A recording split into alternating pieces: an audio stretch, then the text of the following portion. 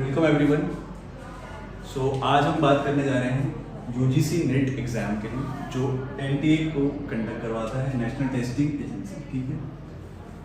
ये एग्जाम जो होता है 2 बार होता है आपका, twice a year, but due to COVID protocols ये एग्जाम जो है अभी मर्ज होकर के हुआ है। ठीक है, राइट। तो यहाँ पे 2 चीजें होती हैं आपकी गाइस, नेट एंड जेआरएफ। दोनों में फर्क क्या है जरा ध्यान से समझिए। नेट होता है हमारा national eligibility test,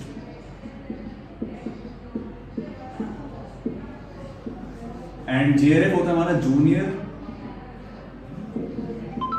research fellowship. क्या इसके लिए दोनों अलग अलग एग्जाम देने की जरूरत है या हम एक ही एग्जाम को क्रैक करके ये जो 2 चीज अचीव कर सकते हैं? So see the difference. So there will be 2 papers, paper 1 and paper 2। So in paper 1 there will be a journal paper which is of 100 marks, जिसमें आपके 50 क्वेश्चंस आते हैं and each question will be of 2 marks, right? And paper 2 के अंदर आता है आपका concerned subject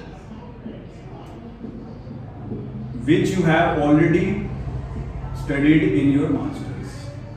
और guys एक चीज और जरूरी है यहाँ पे कि मास्टर्स के अंदर आपकी एटलीस्ट 60% होना चाहिए, 55 to 60% होना चाहिए, तभी आप उसके लिए एलिजिबल हो इस एग्जाम को देने की। वो भी एक रिकॉग्नाइज्ड यूनिवर्सिटी है, राइट। तो कंसर्न सब्जेक्ट में किसी को कुछ भी मान लो, यहाँ पे commerce, economics, pol science, whatever कुछ भी है, तो नेट जो होता है वो 82 डिसिप्लिन्स में होता है, यानी 82 सब्जेक्ट्स में होता है, जिसमें जर्नल पेपर तो मैंडेटरी है ही सबके लिए, which is common for all. ठीक है, बट कंसर्न सब्जेक्ट की मैं बात करूं तो उसमें आ जाएगा जो भी आपने मास्टर्स में पढ़ रखा है, उसका 60% आप वहां पे लेकर आए होगे, तभी आप नेट देने के लिए एलिजिबल हो। तो अब हम डिफरेंस की बात कर रहे थे कि ये तो हमने जानकारी ले ली, सब्जेक्ट क्या है पेपर 1 पेपर 2, बट डिफरेंस क्या है। तो सपोज 300 मार्क्स आपके यहां बैठ गए, 200 मार्क्स इज फॉर पेपर 2। सो अगर इसको मैंने कंबाइन किया तो ये बन गया 300 मार्क्स का, 300 मार्क्स बन गया। ठीक है, so as per the cut off अगर आप 170 में लाई करते हो तो you are eligible for NET, जिसको बोलते हो एलएस, यानी लेक्चररशिप।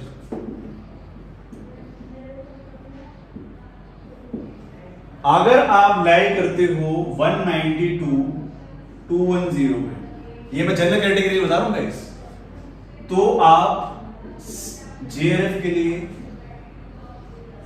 एलिजिबल हो जाते हो। दैट मीन्स आपको आफ्टर 2 years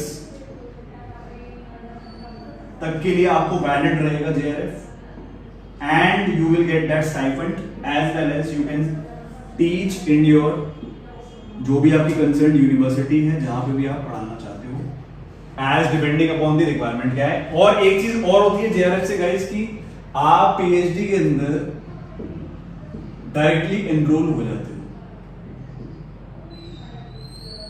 ठीक है, with your concern subject. So advantage यही रहती है कि जब भी आप एग्जाम दीजिए तो टारगेट करिए कि फर्स्ट अटेम्प्ट में आप जेआरएफ को ले लीजिए, तो जिससे कि आप डायरेक्टली पीएचडी के लिए एलिजिबल हो जाएंगे, राइट। सो नेट वाले अगर आप क्रैक करते हो तो आप सिर्फ एलएस के लिए एलिजिबल रहते हो, यानी असिस्टेंट प्रोफेसर, वो भी फॉर टेम्परेरी बेसिस, जिसको आप बोलते हो अडोब, राइट।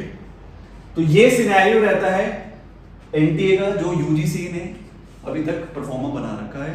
जो एक कैंडिडेट अगर अपने आप को एज अ प्रोफेसर आगे इन फ्यूचर देखता है तो उसको ये सारी चीजें फुलफिल करनी चाहिए, सो दैट ही और she can see himself in a reputed university और some administration, right. So this is all about the informative part. Now I will summarise this point.